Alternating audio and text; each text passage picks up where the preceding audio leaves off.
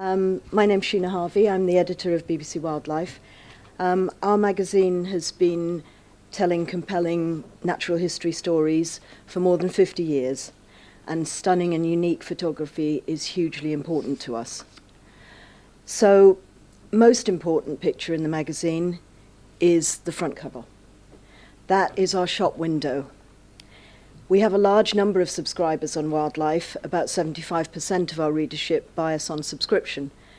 But nevertheless, casual readers, turning them to regulars and recruiting new readers is the lifeblood of the magazine. So that's why the cover assumes such importance.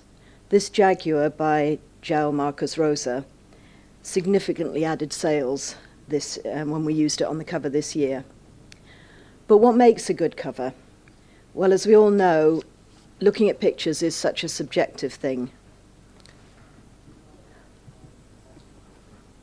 If you look at this lovely injury that Nick Garbett took, one person will see a dramatic and compelling picture, another will see something cute, and yet another will find it alarming, off-putting, and even scary. That range of opinion is a genuine one. Those were expressed when we recently were mulling over contenders for the cover, and this one was one of the candidates that we were considering.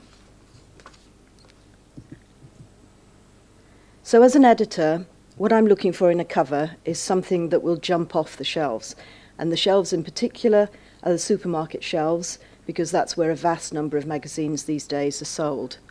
So as I've said, the newsstand buyers are our floating voters. They're probably wildlife enthusiasts, more inevitably wildlife enthusiasts, but they've also got other interests.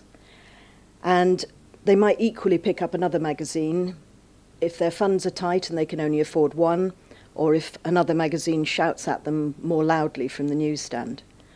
So what we need is something eye-catching to people who have been walking around looking at baked bean tins and shampoo bottles. We want to give them a treat. So there are some all-important rules and guides, and every magazine has its rules and its conventions. The lifestyle magazines, certain celebrities will always sell extra copies. Kate Middleton in particular, not surprisingly, will sell loads more copies. The editor of The Field, who's probably not the magazine I ought to mention in present company, but he said that he knew that if he wanted an uplift in sales, all he had to do was put a dog on the cover, and particularly a wet spaniel.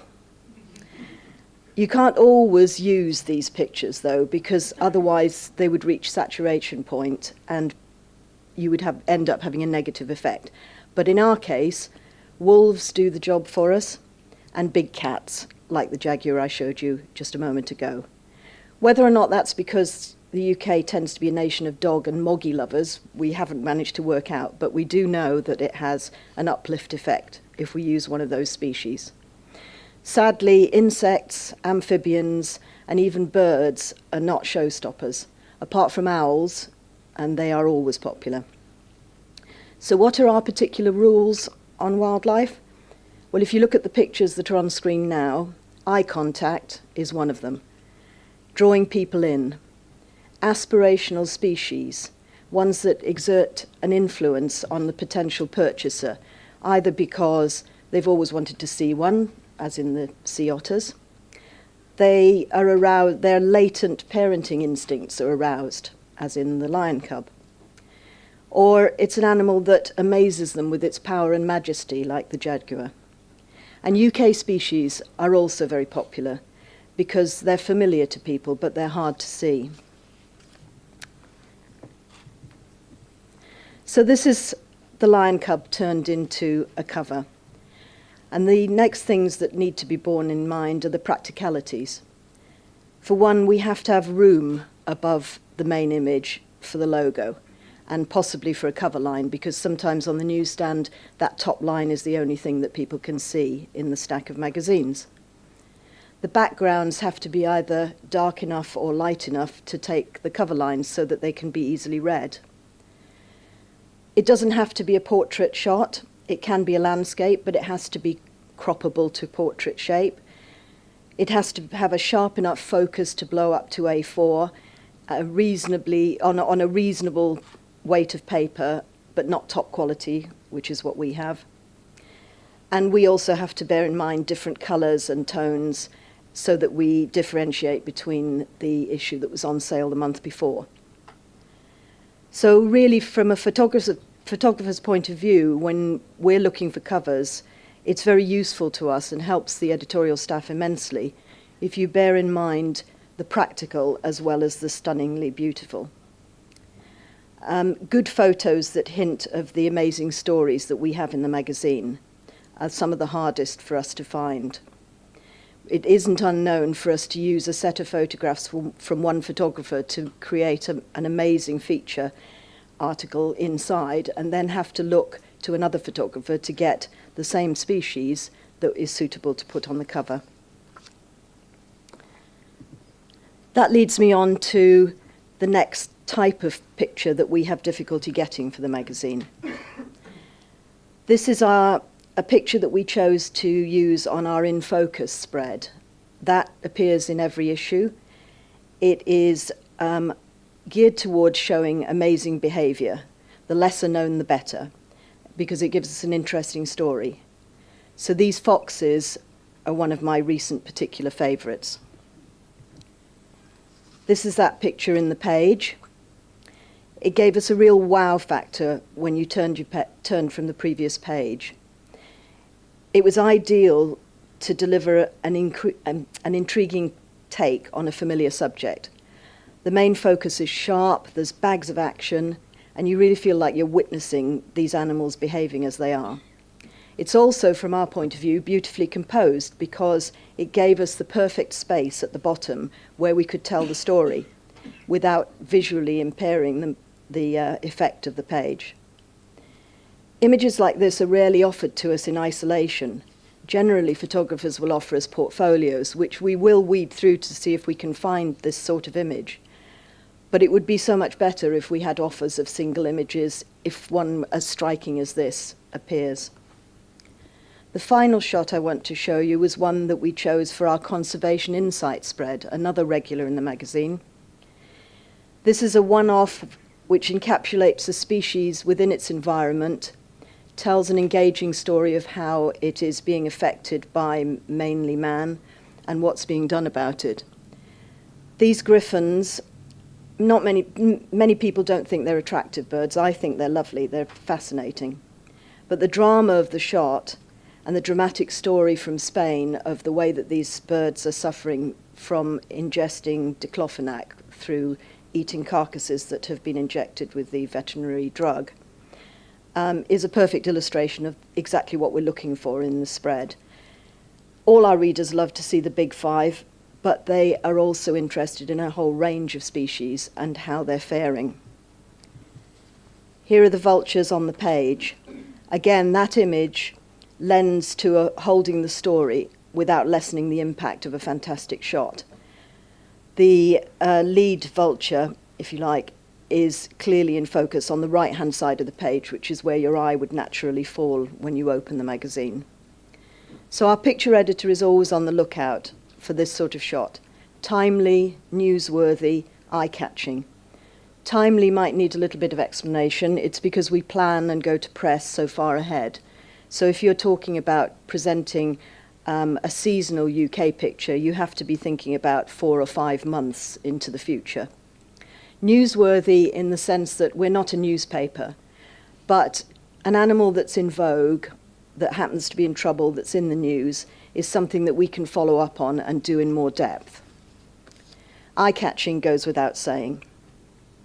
So really what I want to do today is to highlight how important it is to the editorial team for photographers to look beyond pitching a set of photos, great as they may be and welcome as they may be, because obviously we do appreciate getting pictures in that nature. But look specifically at how a single shot you might have caught will fit in with some of our regular features, cover, in focus, or our Conservation Insight. And don't neglect those regular features, because they're great showcases for your work, especially if you're aiming for a cover and it happens to be a cat.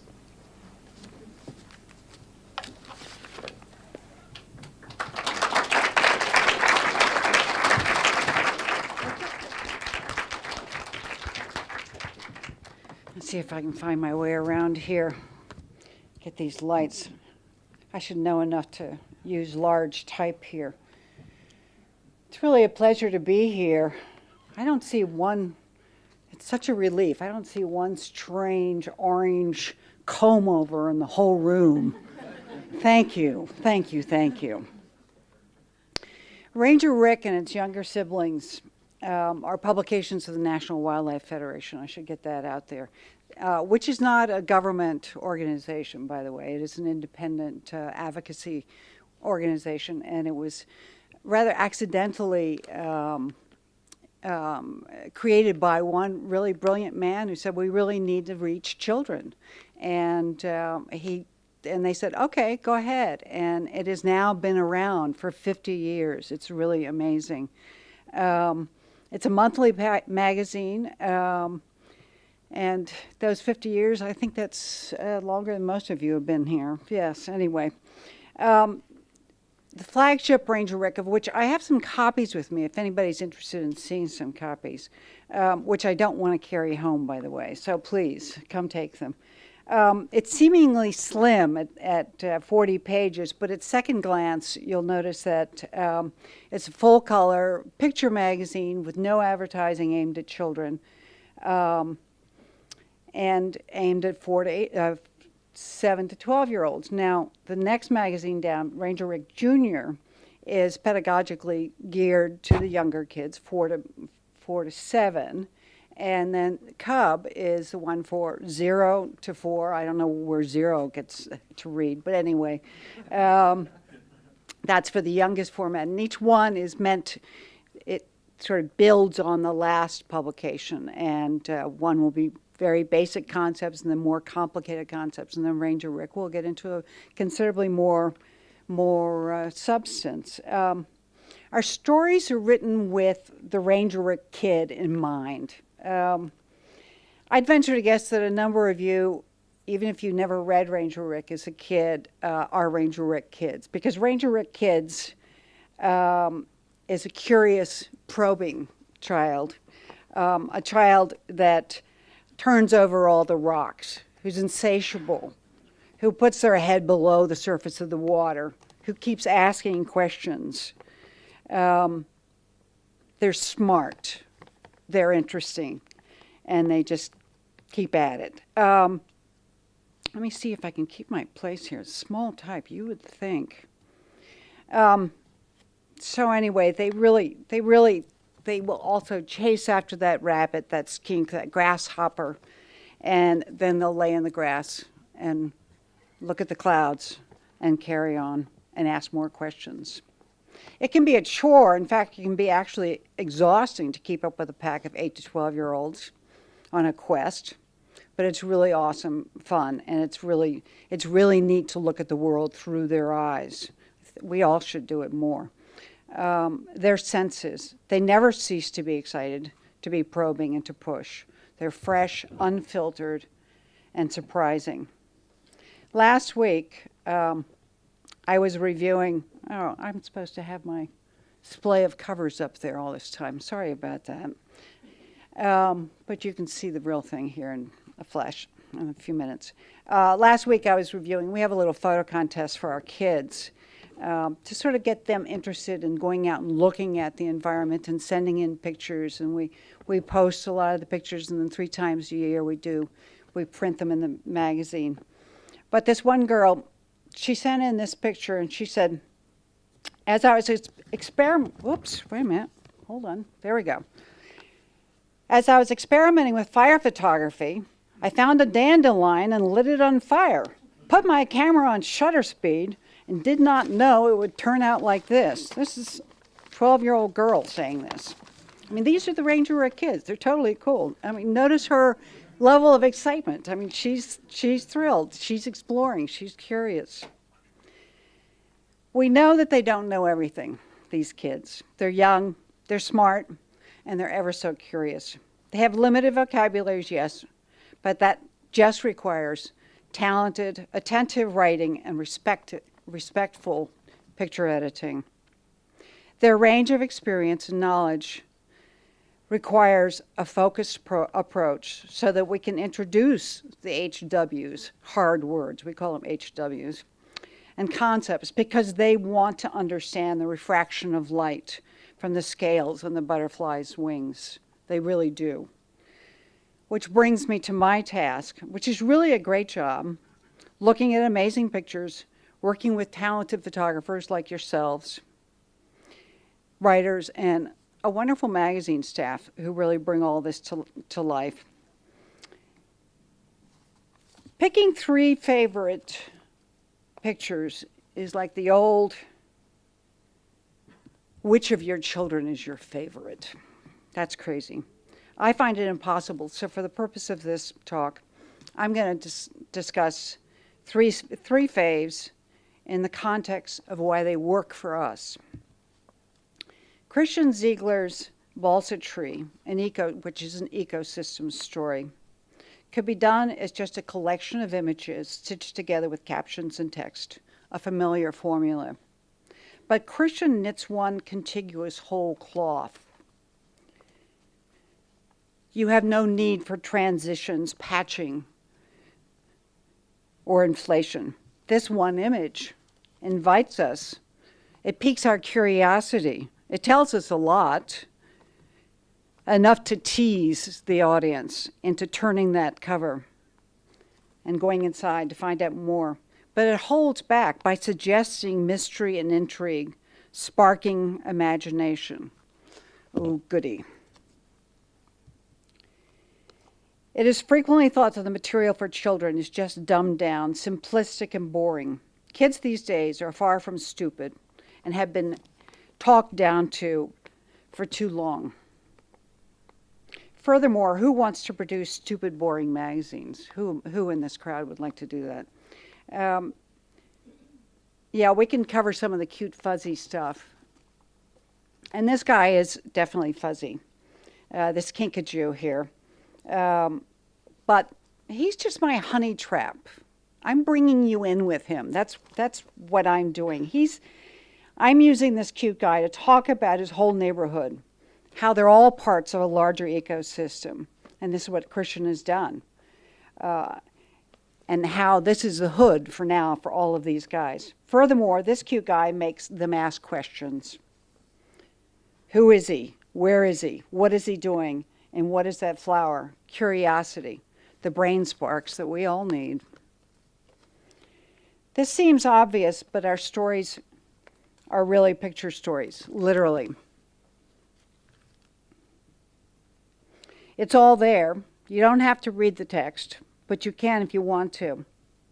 The advanced reader will have no trouble diving in there, and there will be plenty of material for them. The next level of reader will read the caption first, and then maybe have somebody read the text. The youngest reader, he has the most fun because he gets to read with somebody else reading to him. So it's approaching all kinds of levels there. Christian brings his intelligence here, and this is one of the things I look for in photographers. His science, biology background, curiosity and affable manner.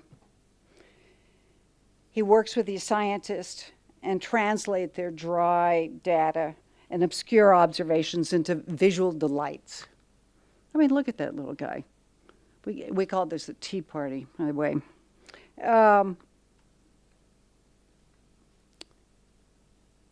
Taking this complex material and making it obtainable without losing its beautiful complexity, that's the art in this. It really is. And this is the rest of the story. So you can see the whole ecosystem. And, well, let's see this one here. Of course, this is the opener for the story.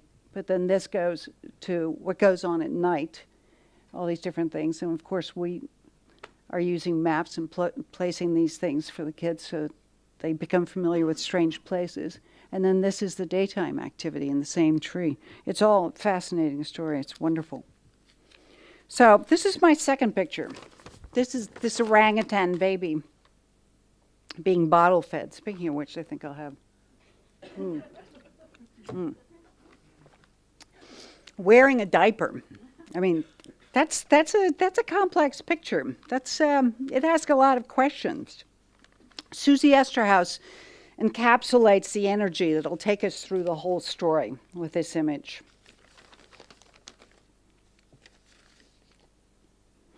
Her passion for her subjects, her unrelenting hard work, and boy, she works hard at her research and everything, and her intellect result in stories that go beyond the expected.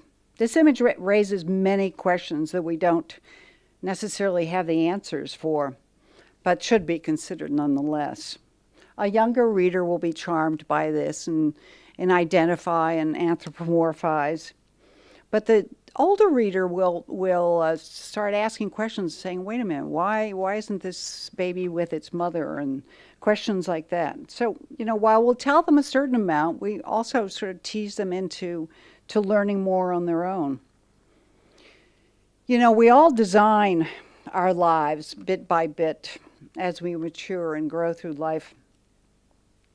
The bits and pieces and seeds can add up. These publications have a significant legacy, which I can't take responsibility for. I haven't been there that long, 15 years, compared to the 50 years it's been going. And one of our primary goals is to give readers something to grow on and to plant that seed, to give them the dreams and hopes. These days, we're all surrounded with doom and gloom, God knows, much of which we can't escape and we can't do much about, even we can't do much about. But particularly if you're 10 years old, you can't do anything about these things. So while we don't pretend or even avoid the realities, tooth and claw, as we sometimes call these things, we want to give them tools. Stories that incorporate people doing interesting and productive things can be one way to do that.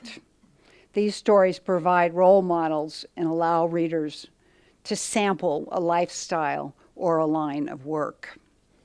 This story went on to talk about how they manage these orphans, and it's this group of people. Maybe not the same thing that everybody in this room wants to do, but it's an idea nonetheless.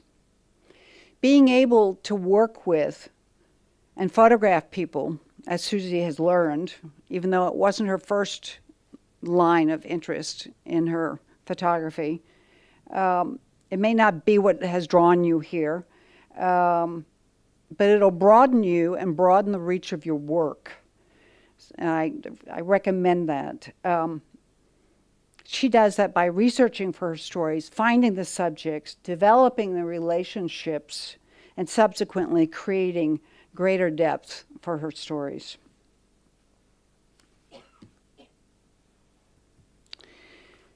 My third pick is from Peter Nesrecki.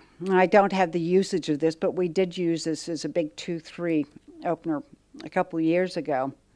But the reason I picked this is that Peter Nesrecki embraces the smaller majority, which was the name of his first book, like a 6-year-old boy during a periodical cicada outbreak. If anybody remembers what one of those is like, I personally do remember it when my child was 6 years old. Yes, the thousands of cicadas that ended up in our house. It is personal, passionate, and inclusive. He still has that kid in him every time he picks up his camera and every time he encounters an insect. But he applies the gained science, intellect, and strong aesthetic to smooth out the immature edges of the 6-year-old, to emphasize the wonder of the subject. He doesn't let that child in him be diminished, however. And that's very infectious. That comes through here. But one primary objective and one main ingredient that I will add here, and I have failed to enumerate, is one that we're most inclined to lose as we get older, and so serious: our sense of humor.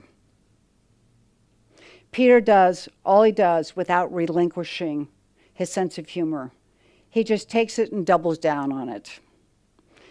As in this flat-tailed gecko description, dry but hysterically, pointing out that this dude has more teeth than any other land animal. Go figure. The better to eat you with, my dear. In summary, that wonder, that sense of humor, the child's world, to see the world and to explore it and to delight in it, the awe, that is the bedrock of the good photography for our magazine. Without that passion and curiosity, we don't gain the intellect, apply the creativity, and love. Thank you.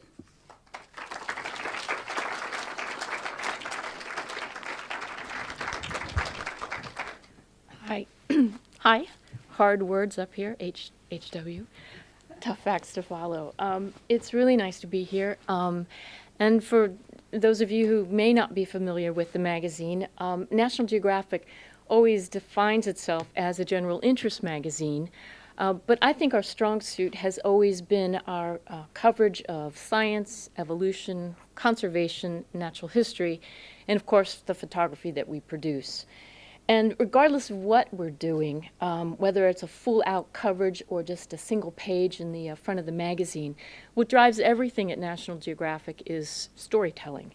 So today what I want to do is share with you work from 3 photographers, Brent Sturton, Charlie Hamilton James, and Ronan Donovan, and use it as a way to talk about the different angles on storytelling. And I chose this trio because, as you'll see, Brent and Charlie have very different approaches to their work, while Ronan, as a first-time contributor to National Geographic, is really coming along in the sort of classic mold of photojournalism that we embrace there.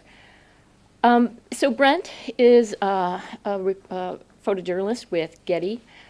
He works on a wide range of stories globally, whether he was covering Brad and Angelina in Happier Days or building out his work on Virunga National Park.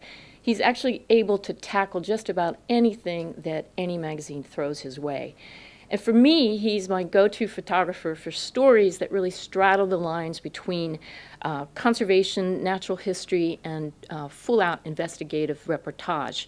Together, we've worked on stories from the warlord Ivory, that won a panda last night, Blood Ivory, Virunga, and the rhino story that appeared in this month's magazine. These stories are particularly challenging because you need to make compelling images of wildlife while tracking down and assessing situations that are going to illustrate the issues, whether it's poaching, rangers on patrol, good guys, bad guys, victims of wildlife crime, both human and animal, as well as opportunities to highlight hope and solutions. In other words, you've got to build a visual narrative for these stories. You're not illustrating a text. You're creating a story with strong standalone photographs. And the philosophy at National Geographic has always been that our visuals and our words go down parallel tracks. We're telling the same story, but the components come together to create a powerful whole. It isn't enough to make 5 great photographs of a lion, of a ranger, whatever it is. Those aren't going to create a narrative. And Brent is a master at making photographs that sustain visual storytelling. And I gave him a call early last week, and we talked about his approach to doing the rhino story. And I thought I'd share his thoughts with you. First, his number 1 bit of advice is take a day to overcome the sheer terror that comes with every assignment. And he believes that the fear of failure never goes away, and he thinks that it actually helps him make better photographs. Next, this was Brett's 2nd crack at doing a rhino story for National Geographic, and he felt that he had to do a better job this time around. And in fact, he really did need to up his game. He's grown significantly as a photographer since we did that first story back in 2008, and these photographs had to be better. And third, he makes a list, as sort of what Susan was talking about, of what he thinks will be relevant. You know, what situations he needs, where to get them, what's the A to Z. You use your contacts, you talk to rangers, biologists, you know where to go, but you always have to be prepared to be surprised. And you always have to be prepared to wait. a lot. Because when you're doing investigative work, it's a sure bet that most of the people you're reaching out to really don't want to talk to you. They don't want you to come. They're going to give you the brush off. So we knew that we needed a wide range of topics to do this story, to sustain the visuals. We had 8 weeks to do the story, and it was a nail biter. I mean, we had more rejections than we had welcomes.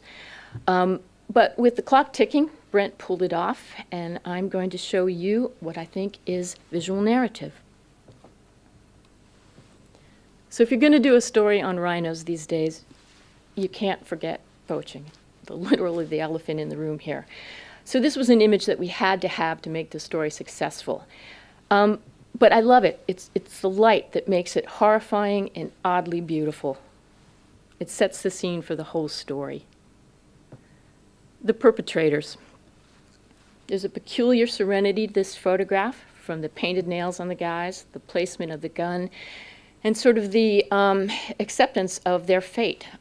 It's an image that just really works, and I think it sums up the fact that oftentimes these poachers are really caught in the middle. They're between bigger issues, bigger guns. The horn, it's simple but graphic, but it's really what the rhino crisis is all about. And as an image, it's the tattoo that ties it all together. Bad guys. This is a guy whose case for possible poaching, alleged poaching, has been winding its way through the South African court for years. And to our astonishment, he actually wanted to be photographed. Law enforcement. This is rare to get a situation like this, middle of the night bust of this poacher. And I love that Brent got in on this. But what makes the image work for me is how raw it is. It's the blur, it's the headlamps, it's the absolute chaos of this image that really makes it work. We needed to take a look at human intervention. This is heartwarming. And this animal's name is Hope. And in spite of her injury, it's a feisty moment, and what you really have come across in an image like this is that this animal has a will to live. Lula, this tender moment, it's a nod to the future. It's a baby that survived her mother's poaching, but before she was rescued, she had her ears eaten off by hyenas. You know, a story on rhinos, translocation is always going to be a big issue. So again, this was a situation that we had to find. We had to let people let us in and take a crack at it. But as an image, what it is for me, it's that hand on the horn, it's the dip of the rope, it's the way this image sort of holds together. Wildlife as commodity. Again, I don't think you can really approach a story on rhinos without thinking about them that way. It really gets to the idea of people using wildlife as livestock. And to see rhinos this way, I think it's subtle, but it's shocking. You should not see rhinos like this. And then finally, intervention. But it leaves you with the question, at what cost? When you consider that private ranchers can spend more to protect their livestock than most parks can to protect their wildlife, it's a pretty sobering message, and it's a good note to leave our readers on. So I think it's a great example of visual narrative. All the bases are covered, the big scenes, the issues, action, tender moments, and it all comes together to create that visual flow that we have to sustain the pages. Let's see. So next, I wanted to talk about what I like to think of as the marriage of technology and serendipity when it comes to making great storytelling photographs. So back in 2014, Charlie Hamilton James moved his family to Jackson Hole, Wyoming, to join a team of photographers working on our single topic issue on the greater Yellowstone ecosystem. We took an unorthodox approach to this coverage. We had one writer and a core group of 6 photographers working collaboratively, hard word, to create one essay. And unlike the other issues that we typically do, we didn't break this one down into 5 separate stories. Everyone had a broad mandate, but nothing was off the table. Essentially, you could shoot anything you wanted to during the course of this coverage. Now, the reason I had Charlie assigned was that I needed to find a way to bring aquatic species into the mix, and I knew it was going to be technically challenging, so I knew Charlie was the guy who could come in and pull this one off for me. So Charlie was at the Grand Tetons Park headquarters meeting with the chief biologist about getting a camera inside a beaver den. Apropos of nothing, this biologist pulled a photo of wolves at the park's carcass dump, which is where road-killed animals are taken and then left for other wildlife to come and scavenge. The biologist had put some bushnells out to monitor the wolf activity. Well, the moment Charlie saw this photograph, he said that scene was something that he knew he had to have. He just had to make a photograph there. As many of you know, working in the national parks can be quite challenging. Ronan actually referenced that earlier this morning. But the folks at Grand Teton were incredibly generous, and they worked with us to make a number of photographs happen because they felt that those images were actually going to help them with their research. And again, for anyone who saw what Ronan was doing with the bear bathtub today, those pictures were made because the science wanted the images. But anyway, there was a lot that we were able to do, images that we could make, only because we had the cooperation of the park and their scientists.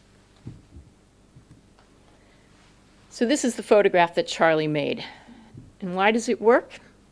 It's all about IFOT, as the locals say, in front of the Tetons. The landscape, the bear, the bison carcass, the swirl of ravens. It brought all the classic Western ingredients together in one frame. Now, Charlie was hoping for wolves, but as he likes to point out, we've shot most of them. So he had to settle for 200,000, I kid you not, frames of bears and ravens. I think this was the editor's favorite image from the entire magazine, so kudos to Charlie on that one. Now, aquatics. Charlie's biggest challenge was making this split of the beaver. It's not a camera trap. He's using 2 underwater cameras with a 50-meter cable that links back to his hide, and he had a 30-minute window every day in which he could try to make this photograph. He doesn't like the photograph because of the leaf that's floating up there on the surface. For me, that helps make it real. It's one of the reasons I really love this photograph. And again, the goal was to get a frame in front of the Tetons to illustrate the comeback of aquatic species in this ecosystem. And then finally, just tinkering around with camera traps on a trail behind his house, Charlie was able to make this set of images that beautifully illustrate the concepts of wildlife corridors, carnivore comebacks, and trophic cascade. He didn't set out to do this. All he really had to do was keep his cameras in the water. But technology and serendipity conspired to give us these great storytelling images. And these spreads were among my favorites from the almost 1 million images that were shot for the Yellowstone story. Now, Charlie, being Charlie, asked me to share a thought with all of you on camera traps. And he says, while many dismiss camera traps, he believes that they are the purest understanding of fieldcraft and far more challenging than camera in hand. So, Roz, I'm going to suggest that as a possible topic for next year's Wild Photos, courtesy of Charlie. Now, finally, Ronan Donovan. Ronan was part of the Yellowstone team, working with Nick Nichols and eventually tackling the wolf coverage for the issue. And I was particularly excited to have Ronan join the team because it offered us an opportunity to have a young photographer in the field for an unusually long period of time. It's that luxury of time that gives a photographer space to grow, and increasingly it's the hardest thing to come by. Unlike Nick and David Gutenfelter, the other core team member, Ronan had no journalism experience. We knew of him through the terrific work that he had done on chimpanzees, but we didn't know if he could make storytelling images, if he really grasped narrative, and this was the way we're going to find out. So geographic, we always talk about the photo story, but I think equally important is the story photo.